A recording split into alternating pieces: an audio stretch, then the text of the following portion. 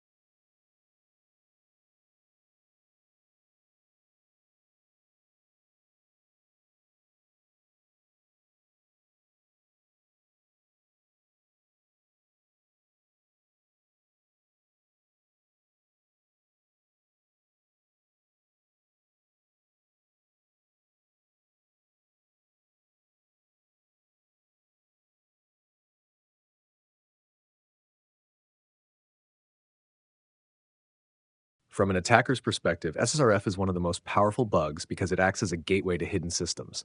Here's how attackers chain SSRF. 1. Recon. They find an endpoint that accepts a URL parameter. 2. Internal scanning. They test localhost and private IP ranges like 127.0.1, 10.x.x, 2.168.xx. 3. Cloud exploitation. They target metadata endpoints in Azure, GCP. 4. Credential harvesting. They grab API keys or IAM credentials. 5. Privilege escalation. With those keys, they interact with storage, databases, or even start new instances.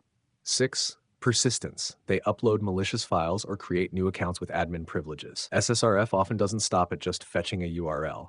It's a pivot point that attackers use to escalate into full-blown infrastructure compromise. So how do we protect against SSRF? Here are some strong defense mechanisms. 1. Input validation and whitelisting. Only allow requests to trusted, predefined domains. Example, if you only need to fetch product images from cdn.myshop.com, restrict input to that domain only. 2. Block private IP ranges. Deny requests to internal IP addresses like 127.0.0.1, 10.x.x.x, 192.168.xx, and cloud metadata IPs. 3. Use a URL fetch proxy. Instead of letting the app directly fetch URLs, pass requests through a secure proxy that enforces rules. 4. Disable dangerous functions. Avoid using raw functions like fileGetContents or curl exec directly with user input. 5. Cloud security hardening. Enable IAM-DSv2 in AWS, which requires session-based tokens to access metadata. In GCP and Azure, restrict metadata APIs with authentication. 6. Network segmentation. Place strict firewall rules so web servers cannot directly talk to internal services or databases. 7. Monitoring and detection. Log outbound requests. Alert when unusual requests are made to localhost or metadata services. To summarize, SSRF happens when a server makes requests based on unvalidated user input. Attackers can use it to access internal networks, cloud metadata, and credentials. Real-world breaches like the Capital One hack show the devastating impact. Bug bounty hunters have made tens of thousands of dollars finding SSRF bugs. Defenses include strict input validation, whitelisting, blocking private IPs, cloud hardening, and logging. This is why SSRF is ranked in the OWASP top 10. The impact can be critical. If you enjoyed this breakdown, hit the like button, subscribe to Secure 7, and don't forget to check out my Ethical Hacking Basic course on this channel to strengthen your cybersecurity foundation. Thanks for watching, and I'll see you in the next Vulnerability Deep Dive. Welcome to Secure 7. In today's episode, we'll break down one of the most dangerous web vulnerabilities from the OWASP Top 10, broken access control. We'll show you how it works, why it's so dangerous, demo real-world scenarios, and teach you how to prevent it. Before we break it, let's understand what access control is. Access control defines who can do what in a system: view profiles, edit posts, access admin panels, or delete users. Types of access control: role-based, RBAC, access based on user roles; attribute-based, ABAC, based on user properties; discretionary, DAC, set by the resource owner; mandatory MAC, based on system-enforced rules. When these controls aren't implemented properly, users can access or perform actions they shouldn't. That's broken access control. Let's say you're logged in as user A and your profile URL is /example.com/user123. But what if you change 123 to 124 and see another user's data? That's an IDOR, Insecure Direct Object Reference. With IDOR, attackers can view or modify data they shouldn't have access to: user emails, orders, invoices, even passwords.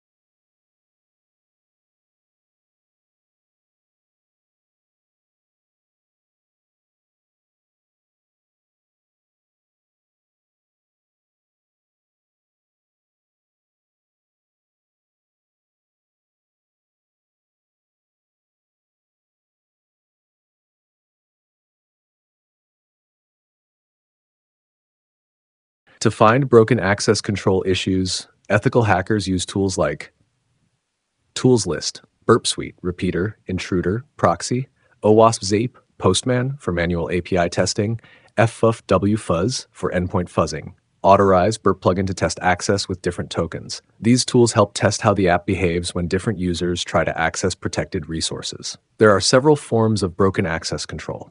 1. Vertical privilege escalation. Regular user becomes admin, admin changes in cookies or roles. 2. Horizontal privilege escalation. User accesses another user's data, changing user ID in URLs or requests. 3. Forced browsing. Accessing restricted resources just by knowing the URL. 4. Missing function level. Access control API endpoint lets anyone delete a user or create an order without checks. 5. Bypassing access controls with method tampering using post instead of get or JSON instead of form data to bypass logic. Now the big question, how do we prevent this? Implement role checks on every request. Every API call or route must verify user permissions. Use secure ID handling. Avoid exposing sequential user IDs. Use UUIDs. Deny by default. Block access unless explicitly allowed. Enforce access control on server side only. Never rely on client-side checks like JavaScript or hidden fields. Audit and test regularly. Use automated scanners, manual pen tests to catch gaps. Log and monitor access control violations. Spot strange behavior in logs before it becomes a breach. Broken access control is responsible for many real-world breaches. Real cases: Facebook, IDOR exposed user photos in private albums. Instagram, user data accessible by changing mobile API requests. GitHub, developers accessed repositories of other organizations. These bugs often go unnoticed but can be catastrophic. Let's recap. Broken access control happens when users access data or features beyond their role. Includes IDOR, privilege escalation, forced browsing, can be detected using Burp, Zap, Postman, and plugins. Prevented with strict role checks, proper session handling, and audits. It's one of the most common findings in bug bounty programs. Thanks for watching Secure 7. If this helped you, smash that like button, subscribe for weekly hacking content, and share it with your fellow learners. Next up, we'll cover cross-site scripting, XSS, another dangerous web bug with powerful impact. Stay secure. Stay ethical. Welcome back to Secure 7. In today's session, we'll explore one of the most dangerous OWASP top 10 vulnerabilities, broken authentication, also called identification and authentication failures. Hackers love this flaw because it allows them to steal logins, hijack sessions, and completely take over user accounts. Stay tuned as we break it down with real examples and a live DVWA demo. Quote, broken authentication occurs when an application's login or session management system is poorly implemented. This can happen if passwords are weak or predictable, login forms don't protect against brute force, sessions are not properly secured. When this happens, attackers can impersonate legitimate users, escalate privileges, or even hijack admin accounts. You might think this only happens in theory, but real-world breaches prove otherwise. For example, in 2021, attackers reused stolen credentials from other sites to compromise thousands of accounts in credential stuffing attacks. In another case, session cookies were stolen over insecure HTTP, allowing attackers to impersonate users. These incidents cost companies millions and destroyed trust. Let's see how brute force works using DVWA, Damn Vulnerable Web App. DVWA has a deliberately insecure login form. Using tools like Burp Suite or Hydra, hackers can send thousands of username, password combinations automatically.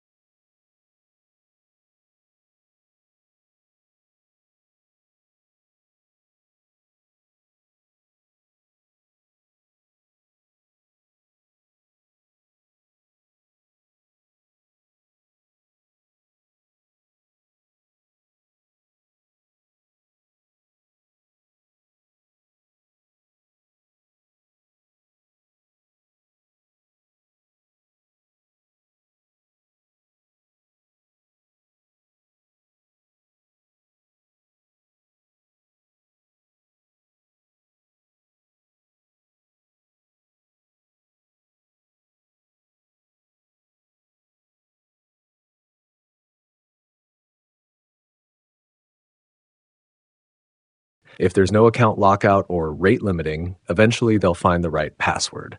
Credential stuffing is even easier. Attackers use leaked username password pairs from past breaches.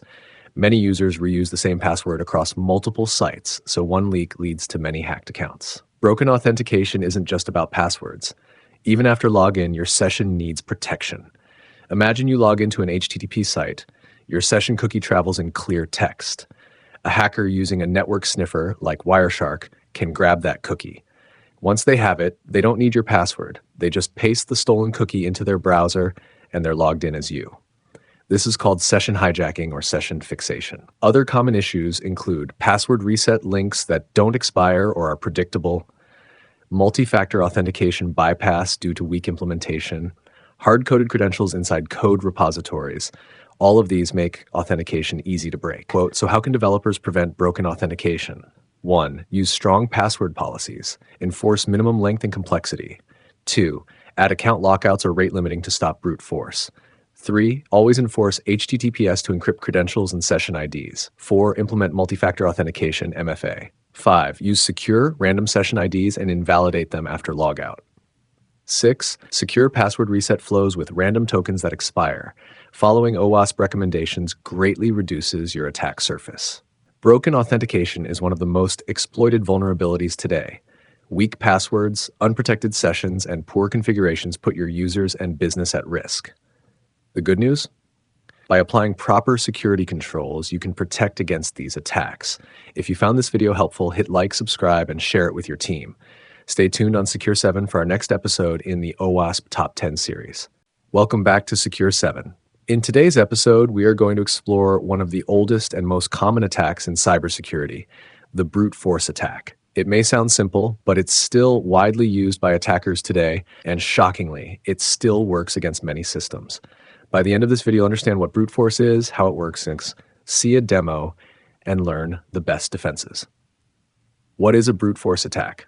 A brute force attack is when an attacker tries multiple combinations of usernames and passwords until they find the correct one. Think of it as trying to unlock a door by attempting every possible key until one finally opens it. There are different styles of brute force attacks. A simple brute force is just trying every possible combination. A dictionary attack is when attackers use a pre-built list of common passwords, like 123456 or password 123. Credential stuffing is when attackers use leaked usernames and passwords from other websites, hoping people reuse them. How brute force works: imagine a login form that doesn't have any protections. An attacker can use automated tools like Hydra, Burp Suite, or custom scripts to send thousands of login attempts in a very short time. If the site allows unlimited attempts, eventually the attacker is likely to get in.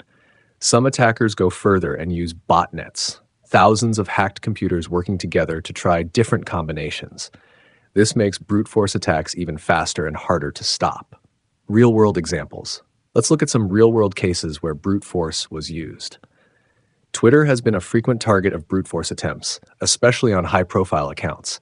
In the past, attackers tried password spraying, using a few common passwords across many accounts to avoid detection.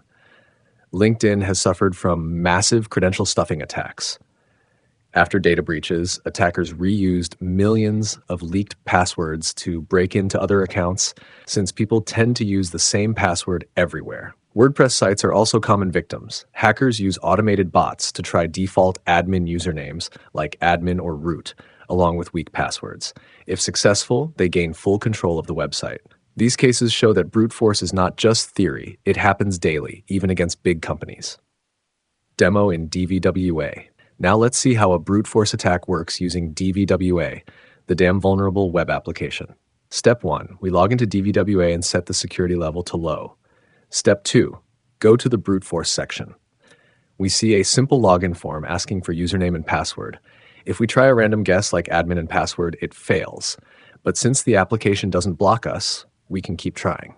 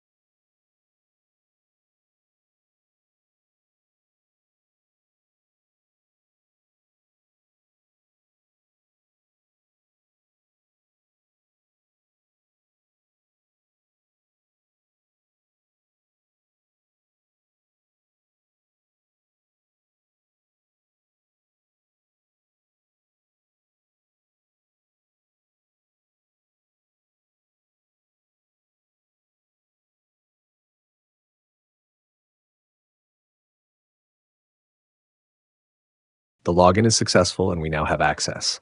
This demonstrates how easy brute force can be when protections are missing. At higher DVWA security levels, protections like delays or lockouts are added, making brute force harder. This shows how important defenses are.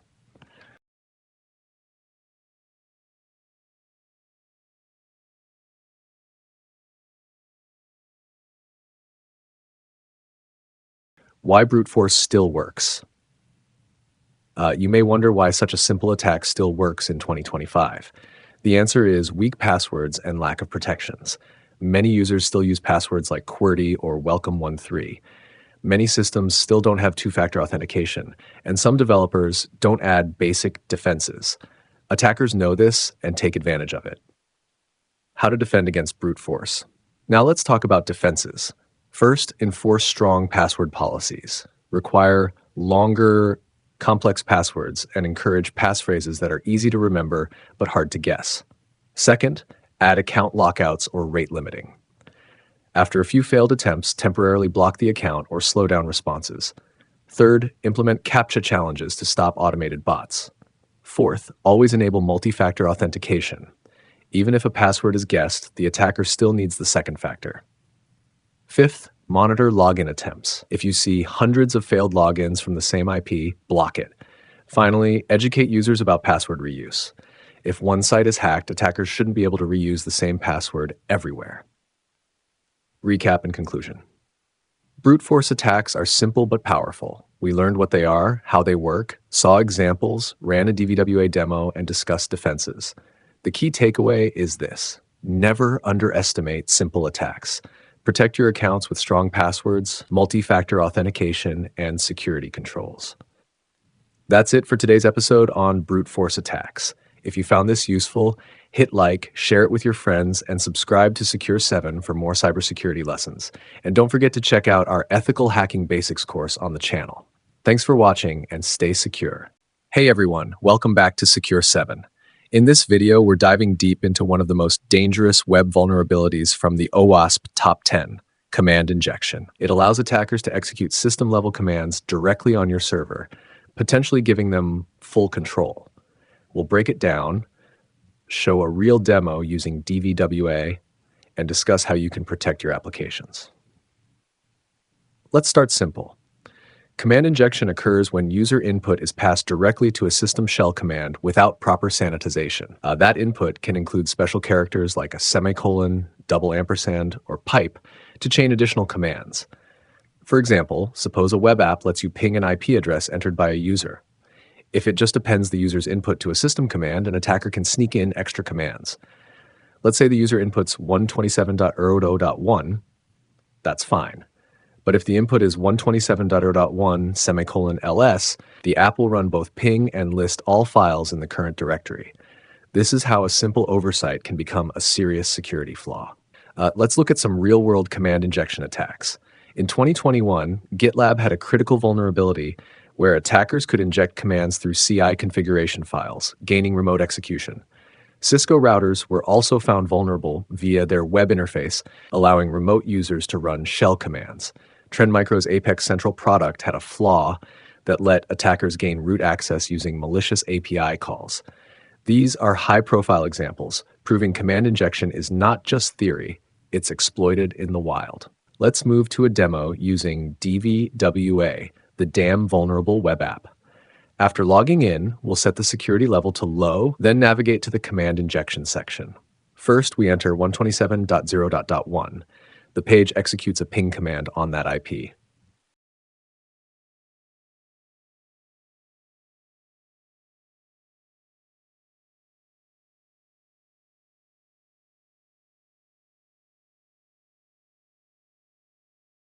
Now, let's try injecting a command. We enter 127.0.1 semicolon ls. This time, the server pings the IP and also lists the directory contents, proof that our injected command was executed.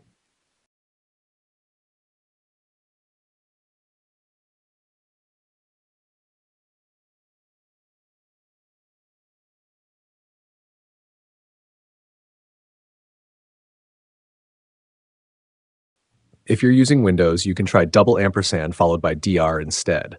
This shows how dangerous it is when inputs go unchecked. Now let's explore how attackers take things further. By injecting a reverse shell command, the attacker can make the server call back to their system and open a remote session. For example, on Linux, a simple bash one-liner connects back to the attacker's IP and port. Once the connection is made, the attacker has a terminal with access to the server's file system and potentially even root privileges. This turns a small form input into a full server compromise. Terrifying, right?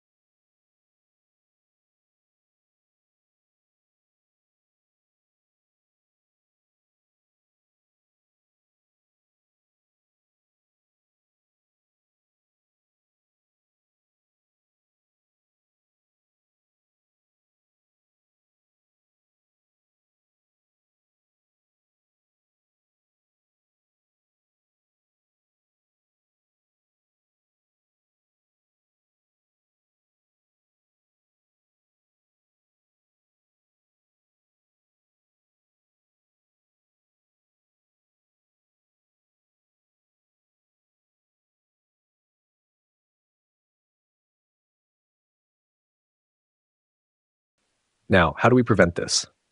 First, avoid using system commands whenever possible. Use safer built-in functions or libraries to handle operations. Second, always validate and sanitize user input.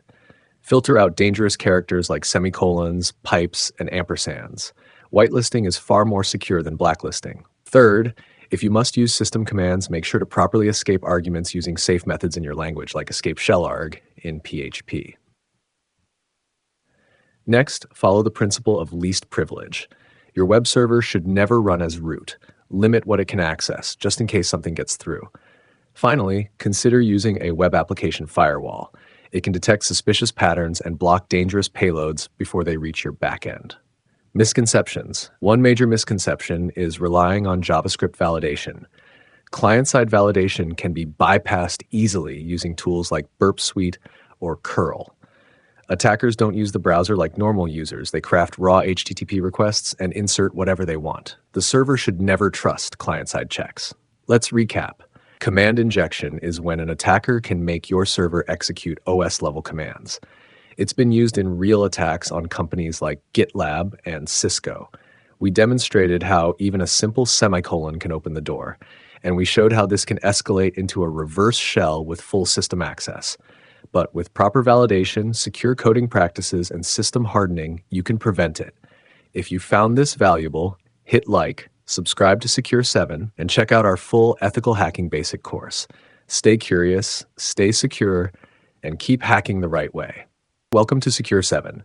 Today we're diving into a sneaky but powerful web vulnerability, cross-site request forgery, or CSRF. We'll explain how it works, demonstrate real-world attacks, and most importantly, show you how to prevent them. Let's get started. CSRF is an attack where a malicious site tricks your browser into performing unwanted actions on a site you're already logged into without your knowledge. Imagine being logged into your bank. Then you visit a malicious site and boom, money is transferred without you ever clicking send. The attacker abuses your browser's session. They can forge requests on your behalf because your session cookies are automatically sent. It's like writing a check and someone else signing it with your pen without your consent.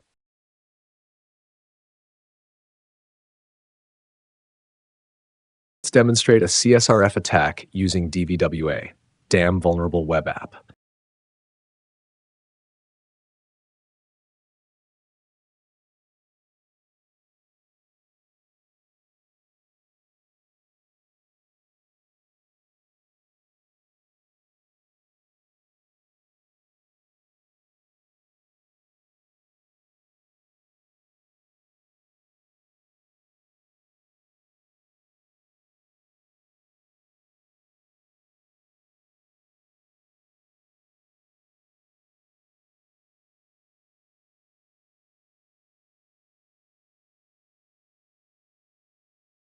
Here's how CSRF works in steps. 1. Victim logs into a target site, e.g. banking site. 2. Session cookie is stored in the browser. 3. Attacker crafts a malicious request, usually a form or AJAX call. 4. Victim visits attacker's page. 5. Browser sends the request with a session cookie. 6. Action gets completed, silently. No credentials, no password prompts, just abuse of trust. CSRF has hit real companies. Netflix, CSRF allowed attackers to change account settings. YouTube, old API, CSRF could subscribe users to channels. ForgeRock, an open redirect plus CSRF led to full account hijack. It's dangerous because it often goes unnoticed until it's too late. Several tools help pentesters find and exploit CSRF flaws. Burp Suite, intercept and replay CSRF payloads. OWASP Zap, passive scanning for vulnerable endpoints. CSRF Tester, simple test generator. Browser dev tools for crafting and sending hidden requests. The good news? CSRF is preventable with these defenses. Anti-CSRF tokens. Add unique tokens to each form/request. The server checks if the token matches. If not, the request is rejected. Same-site cookies. Set cookie headers like same-site equals strict or lax. This stops cross-origin requests. Set a value in both cookie and form. Compare both on the server. User interaction validation. Use CAPTCHAs or confirmation pages before sensitive actions. CORS headers refer checks. Restrict where requests can originate from. Log out. Idle sessions. Limit time attackers have to exploit the active session. CSRF can go beyond forms. It can target REST APIs, JSON requests, mobile apps with web views. Attackers might chain CSRF with XSS to steal CSRF tokens and escalate attacks. Let's recap. CSRF tricks your browser into doing things you didn't intend. The key problem is trust in cookies and sessions. With proper tokens, headers, and validation, CSRF becomes powerless. Don't ignore it. Even read-only actions can lead to privilege escalation. Thanks for watching Secure 7. If this video helped you, drop a like, share it, and subscribe for more hacking insights. Next episode, Insecure Deserialization, where we show how serialized objects can lead to remote code execution. See you next time. Welcome to Secure 7. In today's episode, we're diving into one of the most common and underestimated vulnerabilities on the web, cross-site scripting, or XSS. We'll break down how it works, the types of XSS, live demos, tools used for exploitation, and most importantly, how to defend against it. Let's get started. Cross-site scripting happens when attackers inject malicious scripts into websites that get executed in the browser of another user. That script could steal cookies, session tokens, or even perform actions on behalf of the victim. Let's say you visit a blog with a comment section, and a malicious user posts. You can see the code in our conversation history. If the website doesn't filter this input, the script runs when others view the comment. Now imagine if instead of an alert, the attacker injects JavaScript to steal your session cookie and sends it to a remote server. That's serious. There are three main types of cross-site scripting. Stored XSS. Malicious script is permanently stored on the server, like in forums, comment boxes, or product reviews. Every user who visits the page gets affected. Reflected XSS.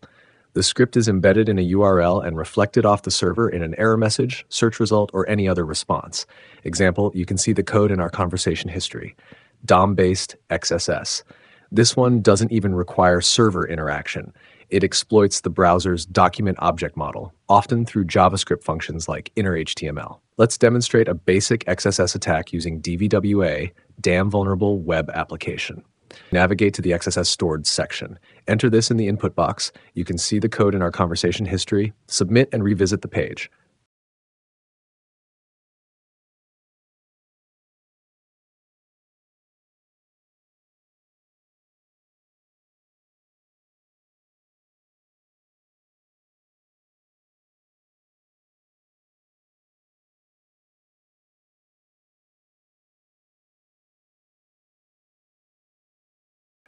Boom, we see a pop-up. That's a stored XSS in action. Now replace that with something more stealthy. You can see the code in our conversation history. That script silently sends your cookies to the attacker's server. That's how sessions get hijacked.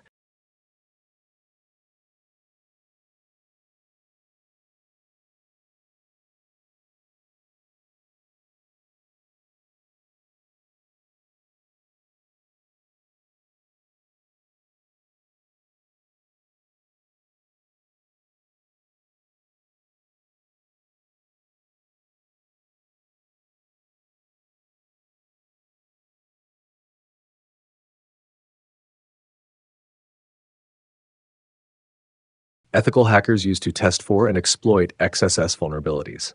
Common tools: Burp Suite, intercepts and modifies HTTP requests. OWASP Zap, actively scans web apps for XSS. XSS Strike, automated tool for fuzzing and detecting XSS. XSS Hunter, great for blind XSS detection. Postman Curl for crafting custom payloads. So how do we stop XSS? Input sanitization, always filter user input. Strip or escape HTML tags and special characters like output encoding. Encode output based on where it's used: HTML, JavaScript, CSS, or URLs. Use secure libraries. Use libraries like DOM Purify to clean user-generated content. CSP, Content Security Policy. CSP headers can prevent scripts from running unless from trusted sources. HTTP-only cookies. Set session cookies as HTTP only so JavaScript can't access them. Framework features. Use modern frameworks like React or Angular. They escape output by default. Let's look at some real incidents. eBay. Persistent XSS in product listings allowed attackers to inject phishing pages. British Airways. XSS was used to steal payment info, leading to a major GDPR fine. Twitter. A self-retweeting worm spread via XSS in profile bios back in 2009. XSS isn't just a pop-up, it can cost millions. If you're into bug bounty, XSS is a goldmine. Tips: look for unsanitized input in search, comments, or profile forms. Try payloads like, you can see the code in our conversation history. You can see the code in our conversation history. Check for DOM XSS using browser dev tools. Use platforms like HackerOne or BugCrowd to report and earn rewards. Let's recap. Cross-site scripting lets attackers run scripts in other users' browsers. It can lead to cookie theft, phishing, malware, or full account takeover. CAD. Prevent it with input sanitization, output encoding, CSP, and secure frameworks.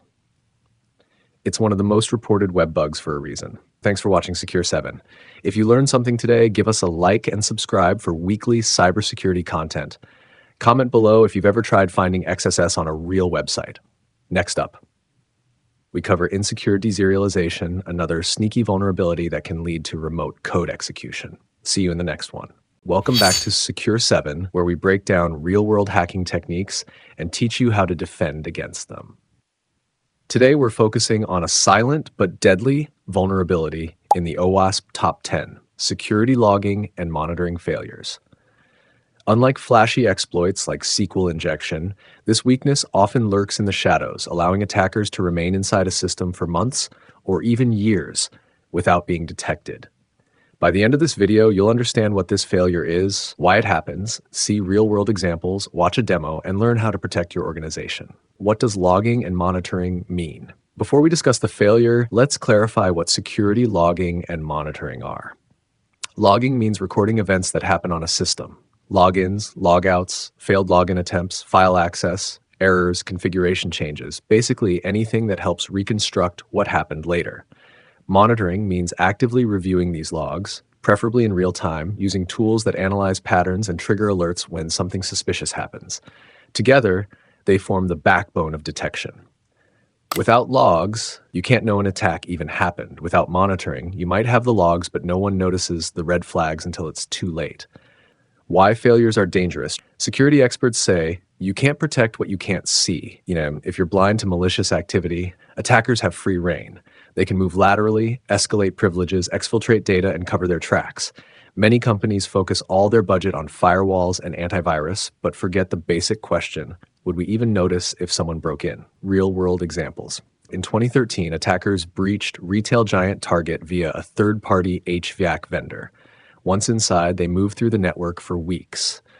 The shocking part, Target's security systems did generate alerts, but no one acted on them. 40 million credit and debit card numbers were stolen. Poor monitoring of security alerts and inadequate processes to respond cost Target over $200 million and lasting reputation damage. Equifax was breached through an unpatched Apache Struts vulnerability. Logs existed, but nobody correlated intrusion attempts with active exploitation. The breach went undetected for 76 days. Sensitive personal data of 143 million people, social security numbers, credit reports, was compromised. Capital One 2019 breach. A misconfigured firewall allowed access to an AWS S3 bucket. Because monitoring was insufficient, the breach wasn't discovered internally. It came to light only after the hacker bragged online. The lesson is clear. Even cloud environments need robust logging and monitoring. Notice a pattern? In all three cases, there were either missing logs, no correlation of data, or alerts ignored. Detection delay makes response meaningless. If logging is so important, why do organizations fail? Common reasons include 1. Logging the wrong events.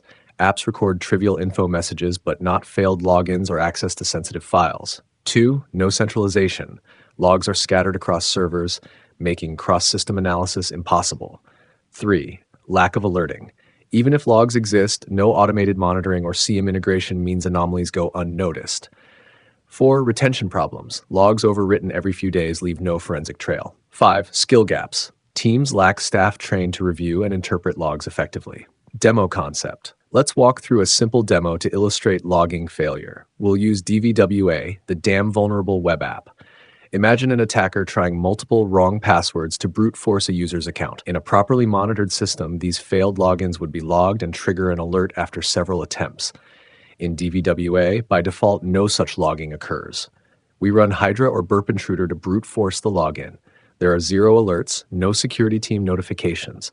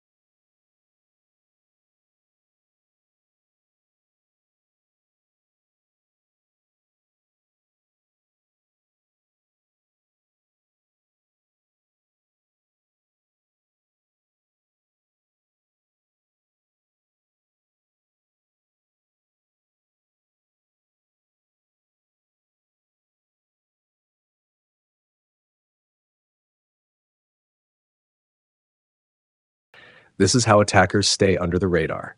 If the attacker succeeds and logs in as admin, still no alerts. That's a perfect example of monitoring failure. Now, what should happen? Logs should be sent to a centralized system like Elk or Splunk with an automated rule: 5 failed logins in 2 minutes, trigger SOC alert. This simple change drastically reduces attacker dwell time. How to fix it? Here are concrete steps to prevent logging and monitoring failures. 1. Log the right events. Failed logins, privilege escalations, file access, errors. 2. Centralize logs. Use a SIEM, Security Event Management System like Splunk, ELK, Graylog. 3. Automate alerts. Define thresholds and trigger alarms for anomalies. 4. Protect logs. Secure them from tampering. Attackers love to erase their tracks. 5. Retain logs. Keep logs for at least 90 days or as per compliance. 6. Test your monitoring. Simulate attacks to see if your system detects them. Red team exercises help. These aren't just best practices, they're essential to detect intrusions before they become massive breaches. Security logging and monitoring failures may not get the spotlight like SQL injection, but they're the reason attackers succeed silently. The average detection time for a breach is over 200 days, nearly 7 months of unnoticed activity. Don't let that be your organization. Implement robust logging, monitor actively, and test regularly. Remember, you can't protect what you can't see. If you found this video helpful, like it, share it, and subscribe to Secure 7. In our next video, we'll cover another OWASP Top 10 vulnerability with demos and real-world cases. Welcome back to Secure 7. In this video, we'll explore another OWASP Top 10 vulnerability, security misconfiguration. This is one of the most common and dangerous weaknesses in cybersecurity. By the end of this session, you'll understand how it works, see a live DVWA demo, and learn how to protect against it. What is security misconfiguration? Security misconfiguration happens when systems or applications are deployed with unsafe default settings, unnecessary services, or excessive permissions.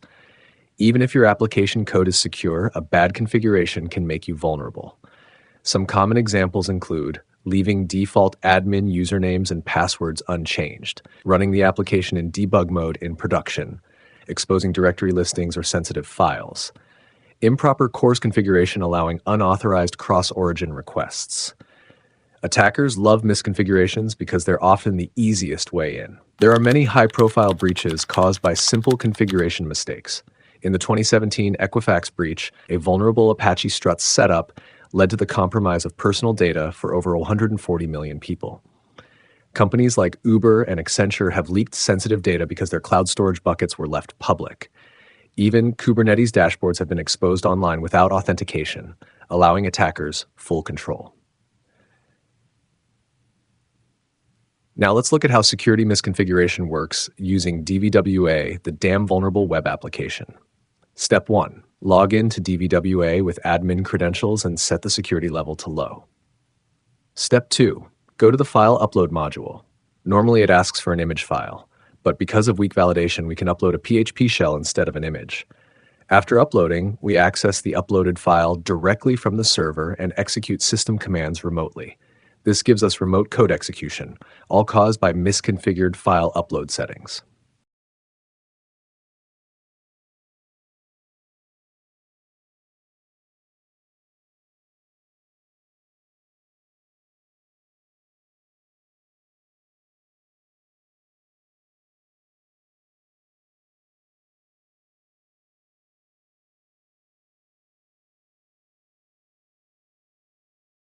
Another example, directory listing is enabled on this server. By visiting the Uploads folder, we can see all uploaded files without authentication.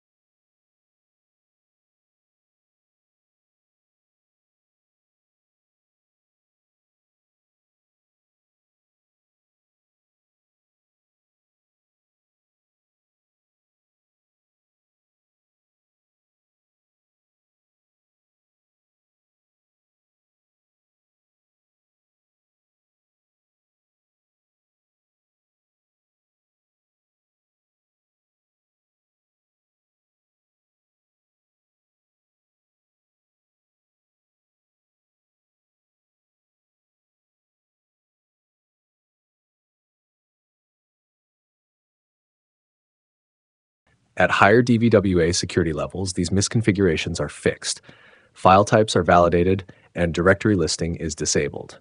This shows how important proper configuration really is. Other misconfiguration examples. Beyond DVWA, there are many other examples. Devices and IoT systems left with default credentials like admin, verbose error messages exposing stack traces and database queries, leaving unnecessary services like SSH or MySQL open to the internet with weak security.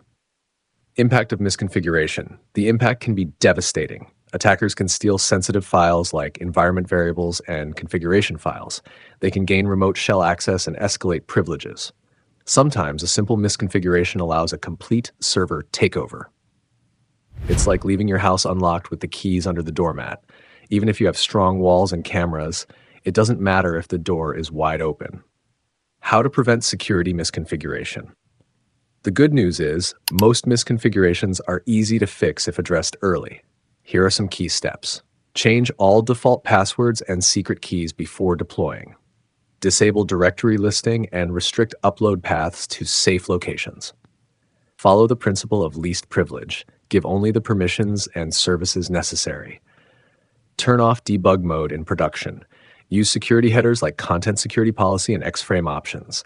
Regularly run automated security checks with tools like Linus, Scout Suite, or OWASP Zap. Security misconfiguration is one of the simplest but most dangerous vulnerabilities. Always harden your servers, review your configurations, and never deploy with defaults. In our next video, we'll explore another OWASP Top 10 vulnerability, so stay tuned. If you found this useful, hit like, subscribe to Secure 7, and share this video with your friends. Welcome back to Secure 7. In today's video, we're exploring another critical OWASP Top 10 vulnerability, sensitive data exposure. Every day, organizations handle personal data like passwords, financial information, and health records. But what happens when this data is not properly protected? It becomes a goldmine for attackers. In this session, we'll break down what sensitive data exposure is, real-world examples, how attackers exploit it, and how you can prevent it. And as always, this video is for educational and ethical hacking purposes only. What is sensitive data exposure? Sensitive data exposure occurs when an application unintentionally reveals sensitive information to unauthorized parties. This usually happens because of poor or missing encryption, weak security practices, or misconfigurations. Imagine you're logging into a website that doesn't use HTTPS. Your username and password travel over the network in plain text. If someone intercepts that traffic using a tool like Wireshark, they can see your credentials instantly. That's sensitive data exposure, and it's surprisingly common. Why it's dangerous. Why should you care? Because exposed sensitive data leads to account takeovers, identity theft, credit card fraud, large-scale data breaches that damage brand trust and cost millions.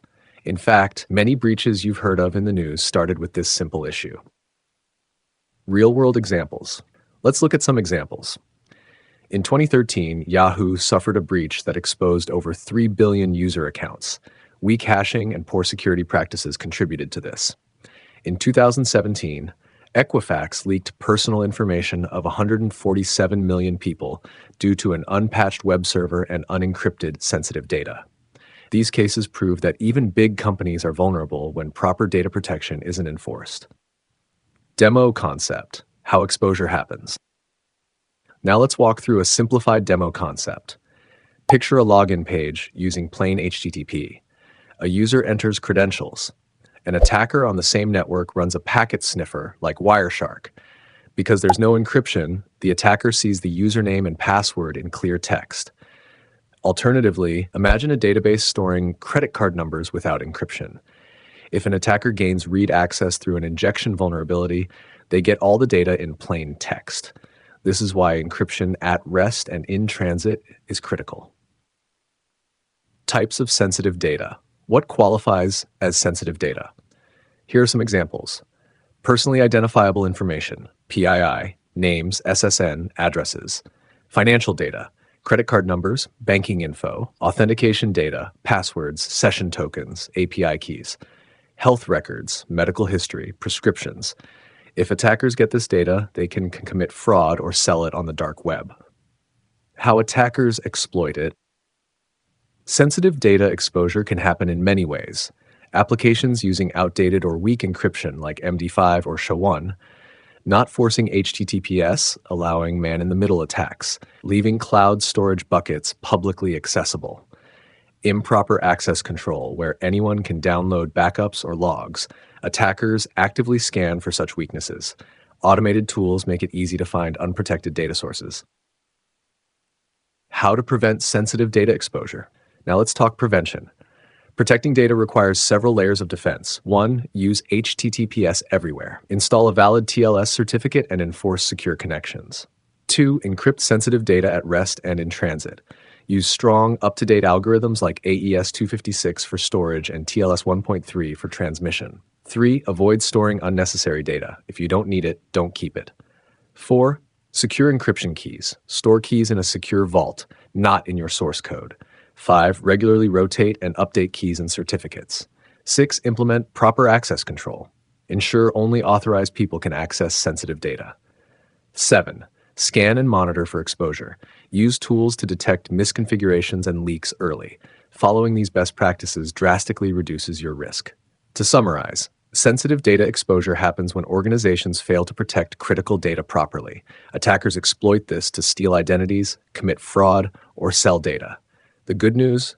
With proper encryption, secure configurations, and data hygiene, you can prevent most of these risks. If you found this video helpful, don't forget to like and subscribe to Secure 7 for more ethical hacking tutorials and OWASP Top 10 breakdowns. And remember, knowledge is power, but only when used ethically. Welcome back to Secure 7, and today we're diving deep into one of the most dangerous but often overlooked OWASP Top 10 vulnerabilities: software and data integrity failures. This vulnerability doesn't rely on brute force, password guessing, or even misconfiguration. Instead, it exploits the trust you have in the software you use and the data you rely on. We'll explore real-world examples like the SolarWinds hack, walk through a demo showing how this works, and most importantly, learn how to prevent it. Grab a coffee, sit tight, and let's get started. What is software and data integrity failure? So what does this term mean?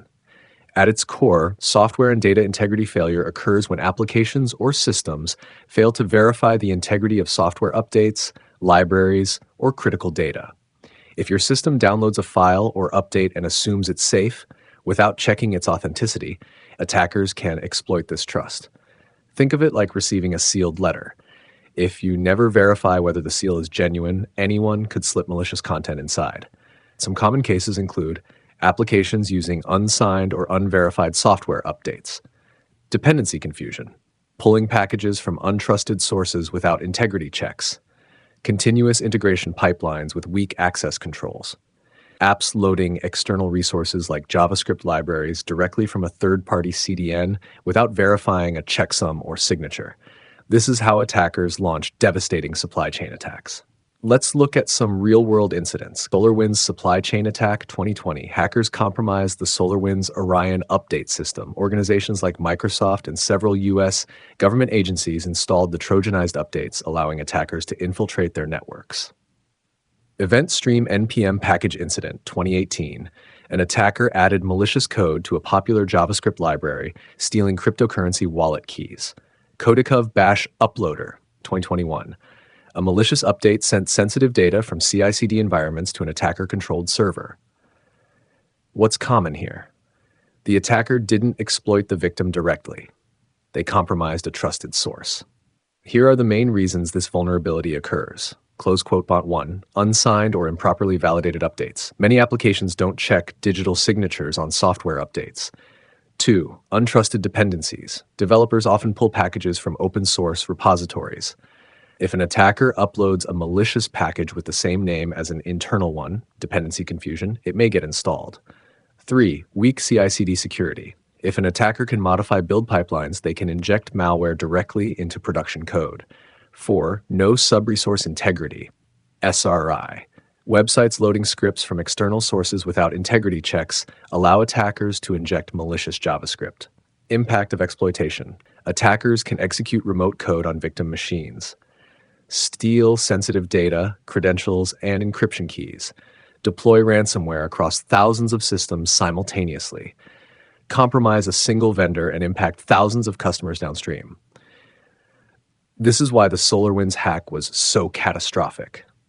Open quote, what's the worst that can happen? Close quote. How to prevent it? Luckily, there are strong defenses against this vulnerability. 1. Code signing. Always verify the authenticity of software updates using digital signatures. 2. Sub-resource integrity, SRI. Add integrity attributes to externally loaded scripts. 3. Pin dependencies. Lock versions and use package checksums. 4. CI/CD hardening. Implement MFA and restrict access to your build pipelines. 5. Regular security audits. Monitor open-source dependencies for known vulnerabilities.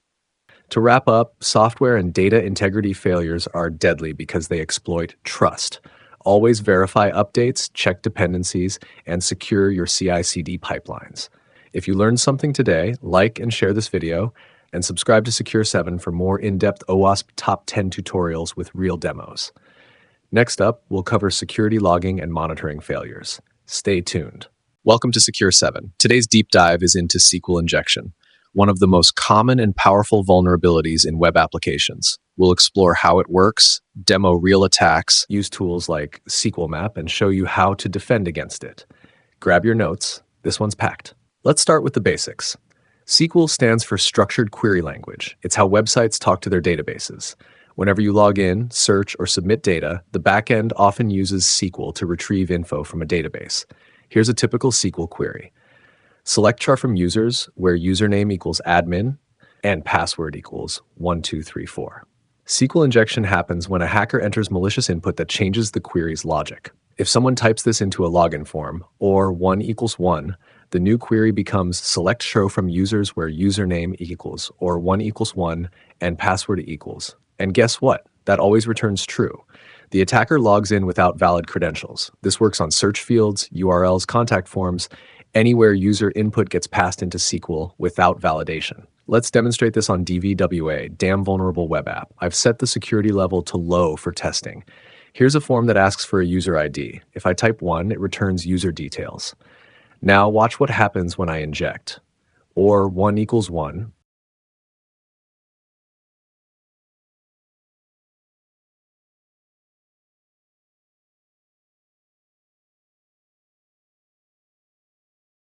Boom. It returns all user records. We just bypassed authentication. This shows how easy it is to exploit poorly coded applications. Now let's use a real-world tool, SQL Map. It automates SQLi attacks in seconds. Run this command, sqlmap-u http:/localhost/vuln.php1 id 1-dbs. This command tells SQL Map to test the target URL and extract database names. As you can see, it detects the injection point and pulls out all databases. You can go further with flags like Nash tables, dump, or even OS shell to gain remote access. SQLi isn't just about login forms. There are different types, and each is more stealthy than the last. Classic, visible error-based, like we just saw, injects something and the server responds with data or error messages. Blind SQLi, the server doesn't display errors. So attackers ask true or false questions to extract data slowly. Example, and 1 equals 1, and 1 equals 2. Time-based blind attackers use sleep functions to test the server's behavior. Example, or if 1 equals 1, sleep 5, 0. If the server delays, the condition is true. If not, it's false. Bit by bit, the attacker reconstructs data. Out-of-band SQLi data is exfiltrated using DNS or HTTP requests. This only works if the server allows external calls. Ethical hackers use various tools to detect and exploit SQLi. Tools include SQL Map, automation and database dumping, Burp Suite, intercepting and manipulating requests, OWASP Zap, active scanning for SQLi, Postman or curl for custom payload testing, WFuzz or FFUF for fuzzing input fields. These tools are easy to learn and used in bug bounty, pen testing, and even red teaming. So how do we stop SQL injection? Use parameterized queries, prepared statements. Never insert raw user input into SQL. Use prepared statements instead. Example, cursor.execute, select char from users where username equals and password equals, UP. Input validation and escaping. Validate data types. Escape dangerous characters like quotes, semicolons, and comments. Least privilege access.